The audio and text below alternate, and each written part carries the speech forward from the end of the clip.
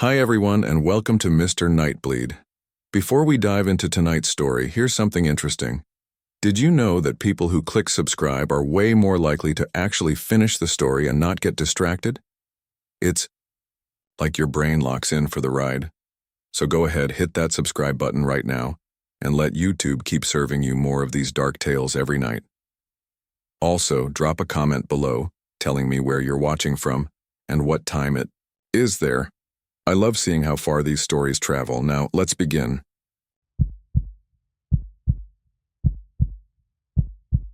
I don't usually write stuff online. I don't have a Twitter, never bothered with Instagram, and the closest thing I have to social media is a Facebook I haven't logged into since 2017. But after what happened last fall, I can't keep it in my head anymore. It's been rotting me from the inside out. This isn't fiction. This isn't me trying to be dramatic. This is what happened to me, exactly as I remember it. It was October 15th, 2022, a Saturday. I had just gotten off a brutal week of 12-hour shifts at the shop in Colorado Springs, and I wanted nothing more than a quiet weekend away from people, traffic, phones buzzing. My buddy Jacob had been on me for months about joining him on one of his unplugged camping weekends. Normally, I brushed him off. I'm not a camping guy. I grew up in the city. I like walls, doors, lights that turn on when you flip a switch, but he wore me down. So that Saturday, we packed his truck with 2 tents, a cooler, a lantern, and more firewood than 2 people could possibly burn. He picked Pike National Forest about an hour out. He said he knew a trail off Rampart Range Road that led to an old, unofficial camping spot, one of those places locals keep to themselves. He liked that kind of thing. The sky was gray all day. Low rolling clouds. No sun. It smelled like rain but never quite got there. By the time we pulled into the dirt clearing around 3 p.m., the temperature had already started dropping. The kind of bone-deep chill that makes you wish you'd brought one more jacket. The spot was nice, I'll admit that. A flat clearing maybe 30 feet across, ringed with pines so tall the tops swayed like ship masts. The ground was packed dirt and pine needles. No one else around, no cars on the trail. Just quiet. We set up camp. Jacob hammered his tent into the far side of the clearing, close to the trees. I set mine up maybe 10 yards away, near a boulder that would break the wind. We got a small fire going, cracked beers, and made cheap hot dogs on sticks like we were 10 again. Everything was normal. Almost too normal. That's the only way I can describe it now. Like a postcard version of camping. The air smelled sharp and clean. The fire popped and hissed, and somewhere in the distance an owl called. Around 9 p.m., Jacob got tired. He's one of those early riser, early to bed guys. He said goodnight, zipped into his tent, and left me by the fire. I sat there longer than I meant to, watching the flames die down, drinking the last of my beer. By 10, I doused the coals with water and crawled into my sleeping bag. I should have fallen asleep easily. I was exhausted, but I couldn't. My body was tired, but my brain was sharp as a knife. I laid there, staring up at the nylon roof, listening. At first, it was the usual night forest sounds, wind hissing through needles, creaks of tree trunks shifting, the occasional rustle of something small moving in the underbrush. But around midnight, it all changed. It went quiet. Not gradually. Not like the animals were bedding down. It was like someone flicked a switch. 1 second, noise. The next, nothing. I lay there, frozen, my ears straining. My heart thudded in my chest. It reminded me of the way a room feels just before a fight breaks out. Heavy, charged, wrong. Then I heard a sound from the tree line. Not an animal, not the wind. Footsteps, slow, deliberate, one after the other. Crunch, crunch, crunch. I told myself it was Jacob. Maybe he'd gotten up to take a leak. But then I remembered his tent was on the far side of the clearing. The footsteps were coming from the opposite direction. I held my breath, eyes wide open in the dark. The steps grew closer, stopping just beyond the thin wall of my tent. And then nothing. No zipper sound. No voice, just silence. I don't know how long I stayed like that. 5 minutes? 30? My whole body was tense, waiting for the next sound. Finally, after what felt like forever, I worked up the courage to whisper, "Jacob?" No answer. The quiet was worse than any response. I wanted to unzip the tent, but I couldn't. My hand shook inches from the zipper pull, but I couldn't make myself move it. Something in me knew. If I opened that tent, I'd regret it for the rest of my life. I must have fallen asleep somehow, because the next thing I remember was sunlight hitting the fabric. Jacob was already up, stoking the fire back to life for breakfast. I stepped out of my tent, my mouth dry, my heart still racing from the night before. "You hear anything weird last night?" I asked. He looked at me funny. "Like what? Like footsteps?" He shook his head. "Nah. Slept like a rock." I let it drop. What else could I do? The day passed without incident. We hiked a little, fished in a shallow creek, came back to the site and grilled burgers over the fire. By nightfall, I'd convinced myself I'd imagined it, that my brain had just been spooked by the silence. But that night, it happened again. This time, I woke to the sound of something brushing against my tent. Not claws, not teeth. Fingers. Slow, dragging fingers moving from one end of the nylon to the other. I stopped breathing. Every muscle locked. It circled me. Around the tent. My mind screamed to shout, to call Jacob, but my throat closed up. I just lay there, paralyzed, while those fingers stroked the fabric.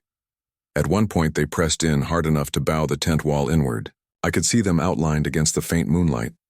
Human fingers. 5 of them. And then, as suddenly as it started, it stopped.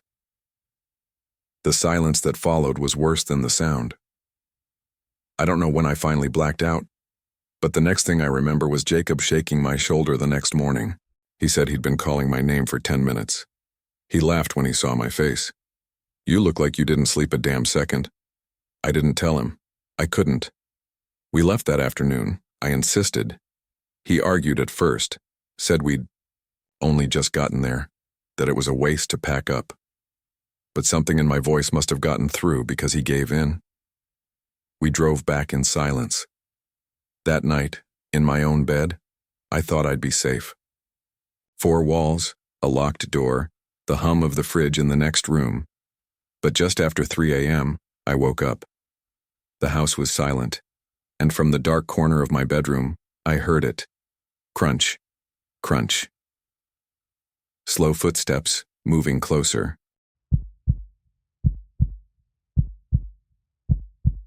I never planned on writing this out, but after 20 years of trying to file it away in the back of my head, it keeps showing up in my dreams, like a song you can't shake. I figure maybe if I put it down in words, I'll finally stop waking, up at 2:17 a.m., staring at the ceiling with that sound still in my ears. It was June 2003, the tail end of my sophomore year of college. My girlfriend and I decided to go camping before summer jobs pulled us in different directions. She was 20, I was 21. We didn't have much money, so instead of some fancy park, we picked Pine Hollow Campground in North Texas, about 40 minutes outside of Denton. At that time, it was one of those old family-run campgrounds that showed up in the back of local tourist brochures. Cheap daily rates, a shallow lake with a half-collapsed dock, picnic tables that leaned on uneven legs. Truckers passing through sometimes used the place to park overnight. We left on a Saturday morning, June 14th. The forecast said it'd be hot during the day but drop down into the low 70s at night. Perfect camping weather. I remember how blue the sky was when we pulled into the gravel entrance around noon, how the cicadas screamed like the air itself was buzzing.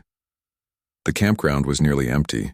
There was one faded RV parked closer to the road, a beat-up Ford pickup near the tree line, and that was about it. The main office looked more like an abandoned bait shop than anything official, with a tin roof and a soda machine that didn't work. A handwritten sign on the door said, "Campers, pick any spot and pay before you leave. Cash only." We found a place near the lake, about 20 yards from the water. The grass had been mowed sometime in the past month, but it was already creeping up again, knee-high in patches. Our tent was nothing special, A two-person Coleman with a sticky zipper and a faint mildew smell from the last time it got rained on. We pitched it, made a small fire ring, and spent the afternoon doing what couples in their 20s do when they think they're alone in the woods.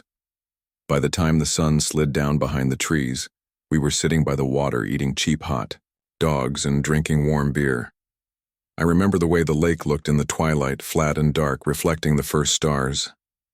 My girlfriend, let's just call her Elle, kept saying how peaceful it was. And it was, for a while. We crawled into the tent around midnight. The night was thick and humid, but still bearable. Elle fell asleep first, curled into the sleeping bag, while I lay there half awake, listening to the frogs near the shore and the distant hum of highway traffic. The campground felt empty, abandoned, like we were the last people left in that whole patch of woods. I don't know what time I finally drifted off, but when I woke, my watch read 2:07 a.m. At first, I couldn't figure out what had pulled me out of sleep. Then I heard it. A baby crying. Not soft or muffled like it was coming from another campsite. Loud, raw, like it was right outside the thin fabric of our tent. Elle stirred beside me, mumbled something, and sat up. "Do you hear that?" I whispered. Her eyes were wide even in the dark. "Yeah. Is someone out there?" The crying came again, closer, sharper, carrying through the trees in jagged little bursts. It didn't sound like a toddler fussing. It sounded desperate, like the kind of cry you hear in grocery stores that makes your stomach knot because you know the kid is beyond consoling. We didn't move for a minute, just listened. Then Elle whispered, "Maybe someone's camping with a baby." But we both knew that wasn't true. We'd walked the whole campground earlier. We hadn't seen a single family, let alone anyone with kids. The crying cut off suddenly, like a switch had been flipped. Unzipped the tent a few inches and peeked out. The moon was bright enough to see the lake's surface shining, the pale dirt road that wound through the grounds, the crooked silhouettes of the picnic tables. Nothing else. No movement. Then the crying started again. Only this time, it was behind us. Deeper in the trees, I got out, barefoot on the damp grass. Elle grabbed my wrist. "Don't. I just want to see," I said, though my voice sounded thinner than I meant it to. The night air was heavy, smelling of wet earth and algae. I turned in a slow circle, straining my ears. The crying came in bursts, sometimes closer, sometimes farther, never from the same place twice. I took a few steps toward the tree line. That's when everything went dead quiet. Not just the crying. Everything. The frogs, the insects, even the far-off hum of the highway. Just silence. I don't remember deciding to move, but I backed toward the tent, my chest tight. Elle was already unzipping the flap for me, her face pale in the moonlight. We climbed in and zipped it shut, both of us breathing too loud. Neither of us said much after that. We stayed awake until the first gray light came through the fabric. When the sun finally rose, we packed everything in a rush. We didn't even bother folding the tent properly. Just stuffed it in the trunk with half our gear. By 8 a.m., we were on the highway, neither of us talking. We never went back for the stuff we left behind. About 3 months later, Elle called me one night, her voice shaking. She'd been watching the local news. Pine Hollow had been shut down. The police had been investigating undisclosed findings in the woods. It wasn't until a week later that the Denton Record-Chronicle ran the story. I still have the clipping, yellowed and folded in a box. The article was short, maybe 200 words. Hunters had stumbled across remains in the brush near the edge of the lake. Small bones, not animal. The county sheriff's office refused to comment further. The campground closed permanently after that. The owners put up chain-link fencing and no trespassing signs. The land eventually went up for auction, but nobody bought it. Last I heard, it just sits there rotting.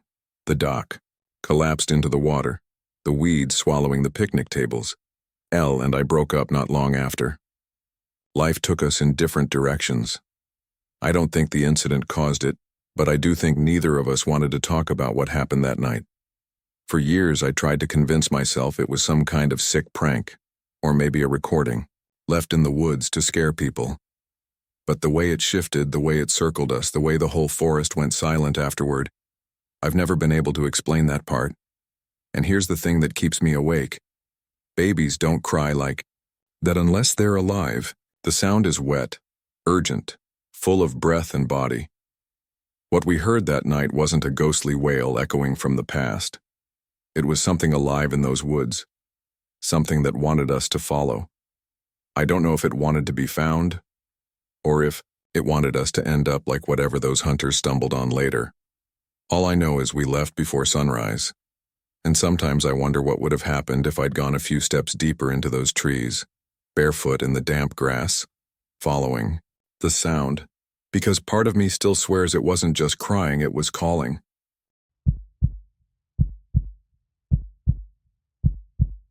I don't tell this story often, not because I've forgotten the details, but because every time I start, I can almost smell that pine-soaked air again, hear the crickets buzzing, and feel that sick weight in my chest when we realize something was wrong. It's been nearly 4 decades since it happened, but Yosemite has never left me. More accurately, I've never left Yosemite.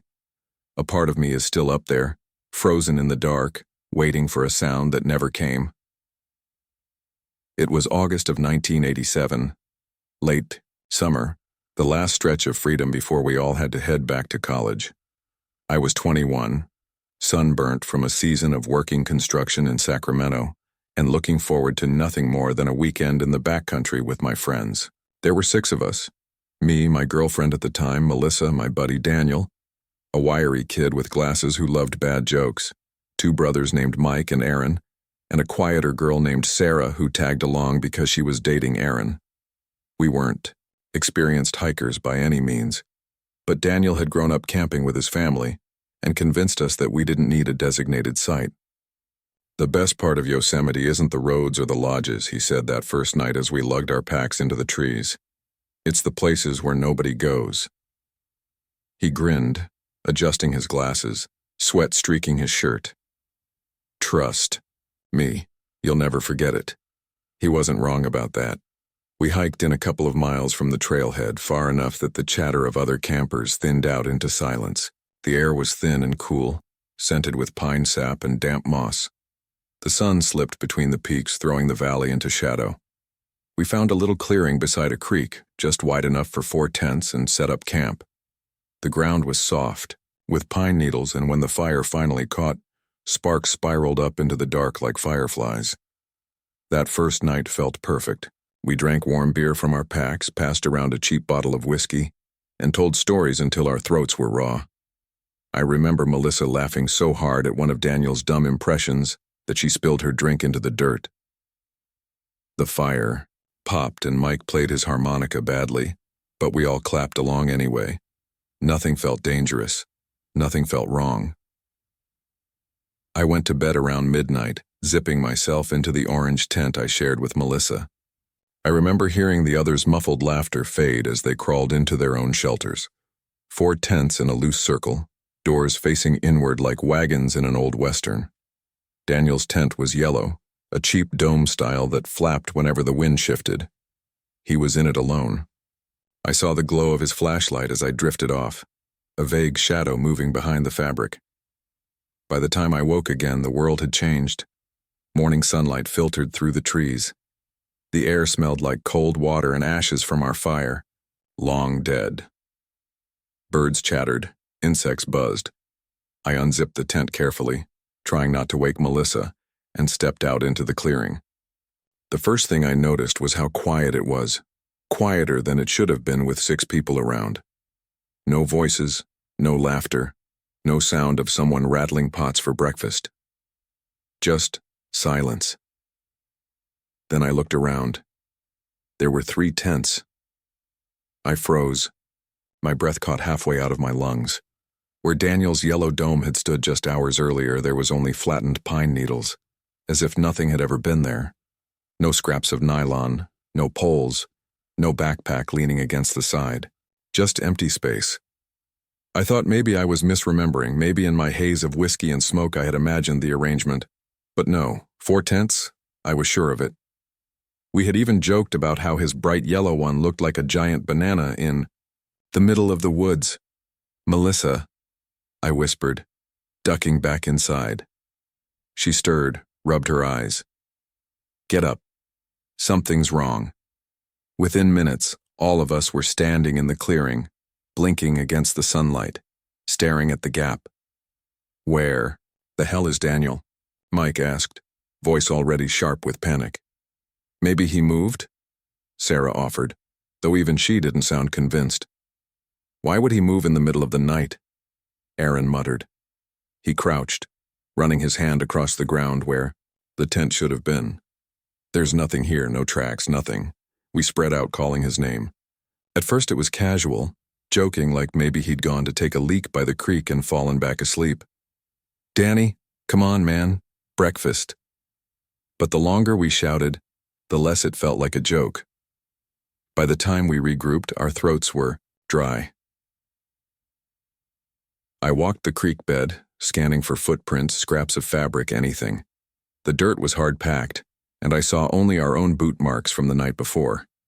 It was as if he had lifted his tent straight into the air and vanished. Mike grabbed my arm, his face pale. "You heard nothing? No zipper? No footsteps?" "Nothing," I said. Not a sound. And that was the worst part. 6 people in a circle of tents sleeping no more than 20 feet apart, and none of us heard a thing. By late morning, fear was gnawing at us. We argued about hiking back to the ranger station. Aaron wanted to stay put, thinking maybe Daniel had wandered off and would return to find us gone.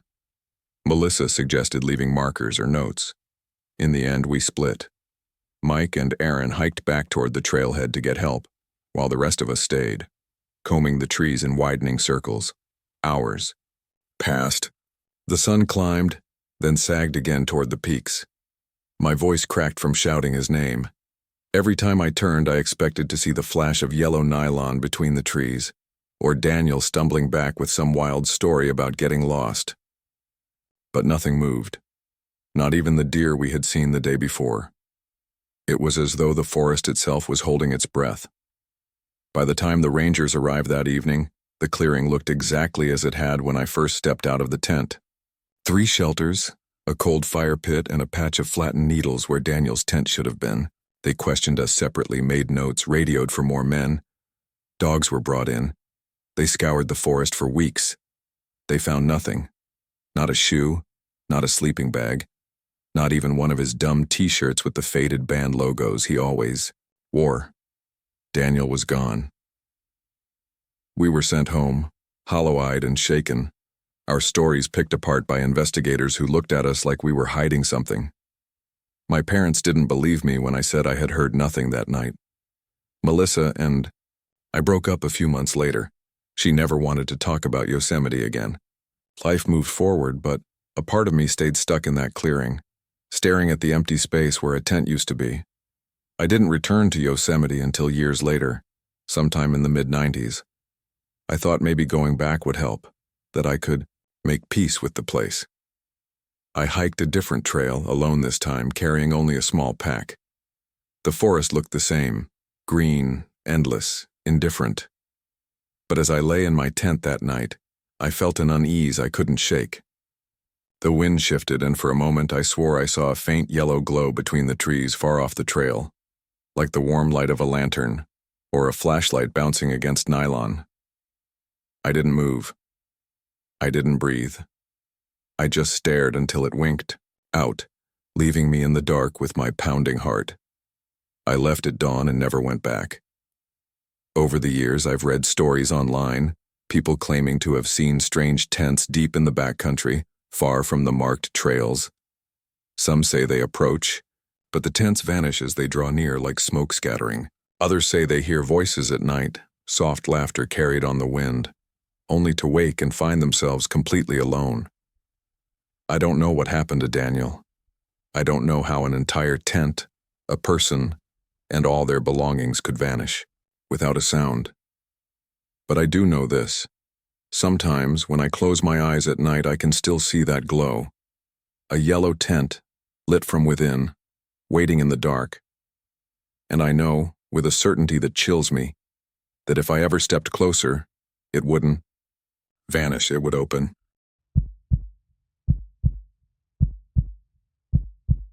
I don't really know why I'm writing this. Maybe because it's been over a decade and I still can't sleep right when I hear certain sounds at night.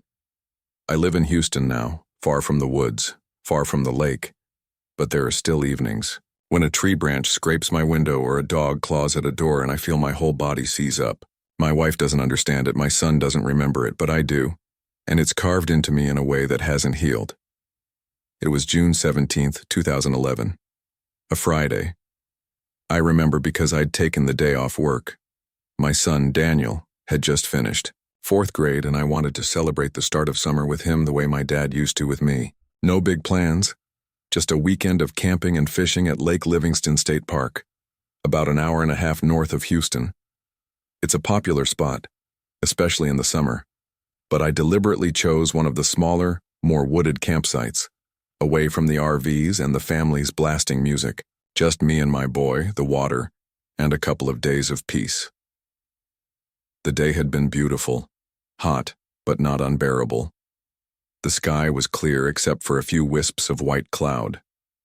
We set up the tent just before noon, a big canvas thing I'd bought secondhand, from a buddy who swore it was indestructible. Daniel helped stake it down, and even though he was only 10, he took pride in hammering the pegs and rolling out the sleeping bags. Afterward, we fished off the pier for hours. The water was calm, green with little ripples. I remember the smell of it, sun-warmed algae, wet earth, the faint mineral tang that clings to your clothes. We caught a couple of small bass, nothing worth keeping, but Daniel was over the moon just reeling them in. That night we made a little fire, cooked hot dogs, told stories, normal camping stuff. Around 10 o'clock he got tired and crawled into his sleeping bag. I stayed outside for a while, sitting by the fire with an old paperback I'd pulled from my dad's shelf years back. It was one of those yellowing, dog-eared westerns with a gunfighter on the cover. Not my usual kind of book, but something about being out there under the stars made me want something simple. By the time the fire burned low, I clicked on the lantern, settled inside the tent, and kept reading. It must have been just after midnight when I heard it. A soft, faint sound at first, like something brushing against fabric. My first thought was raccoons. They're common in the park and bold around campsites. I sat still, listening, waiting for it to move along. But the sound didn't stop. It grew more distinct, a slow dragging across the side of the canvas, as if a hand or paw was testing it. Scratch, scratch. Light at first, almost playful. Set the book down, suddenly aware of how thin the walls of the tent really were. The lantern cast everything in a warm glow, and in that glow I could see the fabric ripple slightly where the sound pressed against it. Daniel stirred in his sleep, mumbling something, then turned over. My instinct was to unzip the flap, flash my light, maybe scare off whatever was out there. But something in me hesitated. The scratching didn't sound quite like an animal. It was too slow, too deliberate. I switched off the lantern, plunging us into darkness. The silence that followed was heavy.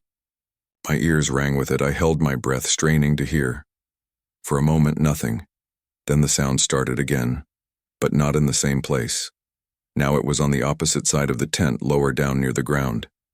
Scratch, drag, scratch, like claws tracing lines through the fabric, but never hard enough to tear it. My heart hammered so loudly I swore it would wake Daniel. I couldn't move, couldn't even bring myself to whisper. It felt like whatever was out there wanted me to react, wanted me to acknowledge it. This went on for what felt like hours, but must have been minutes. The scratching would stop, then start again in a new place. Sometimes near my head, sometimes behind me, sometimes at Daniel's side of the tent. It circled us in the dark, patient and careful. At one point, I thought I saw a shadow pass across, the faint starlight filtering through the canvas, but I told myself it was just branches swaying. At last I heard nothing, just the distant chirp of crickets and the faint lapping of the lake. My body ached from staying still so long, every muscle tight. I don't know when I finally drifted off, but I woke up to pale morning light seeping through the fabric. Daniel was still asleep, one arm flung across his pillow. My mouth was dry, my chest sore from holding everything in. I almost convinced myself I'd imagined it, until I stepped outside. The ground around the tent was soft dirt, damp from the night air. It should have been smooth, except it wasn't. There were marks, long, deep rakes in the earth circling the tent in uneven arcs. At first I thought maybe raccoon tracks, but these weren't paw prints. They were grooves, each one the width of a finger. 5 in a row, dragged deep into the soil, over and over again surrounding us. Human, too human. I remember crouching there, my stomach dropping, the early sun painting everything in sharp detail. The lines were fresh, not smudged, not washed out. Fresh like someone had made them only hours before. My throat closed and I glanced back at the tent, half expecting to see someone or something still standing there. Daniel woke up soon after and came outside yawning. He didn't notice the marks at first. He just asked if we could fish again before breakfast. I told him no, that we'd be packing up. He frowned but didn't argue. I didn't want to scare him, so I never pointed out the scratches. We broke camp quickly, loaded up the truck, and drove home. I kept checking the rearview mirror, half convinced we were being followed. I never told Daniel what happened. To this day, he thinks we left early because I wasn't feeling well. Maybe that was for the best. He's in college now, and when I brought up that trip once, he said he barely remembers it, just that we caught a fish and had hot dogs by the fire. I let him keep that memory. But I remember the sound. The way it moved around us, circling, testing. I remember the way those claw marks dug into the dirt, not scattered or random, but purposeful. Like something was drawing lines around us, like it was marking us. Every so often, when I'm lying awake at night, I think about how thin that canvas was, how little stood between me and whatever was on the other side. And I wonder what would have happened if I'd unzipped the flap, if I'd looked, if I'd let it in. It was the summer of 2018, July 12th to be exact. I remember the date because it was one of those blistering Montana days when the heat feels almost metallic, and the air itself seems to buzz. I had taken a week off work to drive out west from Minneapolis, just me and my beat-up Subaru, to clear my head after a rough breakup. I'm not the kind of guy who goes backpacking or seeks out remote campsites, but I'd been reading about Glacier National Park for years, and something in me decided I needed solitude. Space. Silence. I pulled into the park around 5 in the evening. The sun was still high, though the light had that late afternoon slant, softening the edges of the mountains in a way that made them look unreal, almost like a painting. A ranger at the entrance station handed me a pamphlet and pointed out a few backcountry campsites that weren't too crowded. She mentioned the weather might turn rough in the next couple of days. Storms tend to come in sudden waves up there, but I just nodded, barely listening. I wanted isolation. By the time I parked at the small gravel pull-off near the trailhead, it was 6:10. My phone had already lost service, and the only sound was the distant hiss of wind sliding over the trees. I strapped on my pack heavier than it needed to be for just one night and started the slow climb. The trail was narrow, pressed in by thick stands of lodgepole pine. The smell was sharp, resinous, almost overwhelming at points. I passed one hiker coming down, a guy in his 50s with a bright orange vest and a battered hat. He smiled, said, "You'll have the place to yourself up there. No one stayed the last couple nights." I didn't think much of it then, but the way he said it stuck with me later, like it wasn't just a casual observation, but maybe a warning. It was 7:03 when I reached the clearing. I know because I checked my watch as I set my pack down. The site was simple. A fire ring of stones, a couple of weathered logs for sitting, and just beyond, a bare pole for food storage. Beyond that was the forest, dense and close with only a narrow break that gave a view of the distant peaks glowing pink with the sinking sun. I pitched my small tent, boiled some ramen on my little stove, and settled in. For a while, everything felt right. Perfect even. The sky dimmed to deep indigo. The stars burned through, and I stretched out on the ground listening to the low hiss of wind in the branches. Around 10:30, I crawled into the tent, zipped the flap, and let the quiet swallow me. But it wasn't quiet. Not really. Sometime around 1 a.m., I woke up. At first, I couldn't tell why. My watch read 1:07. The tent fabric rippled gently as though from a breeze, but outside was silent. Too silent. No insects, no owls, nothing. Just a thick, heavy stillness that pressed into my ears. Then came the sound. At first I thought it was the wind shifting through the trees, but it was too sharp, too deliberate. A voice.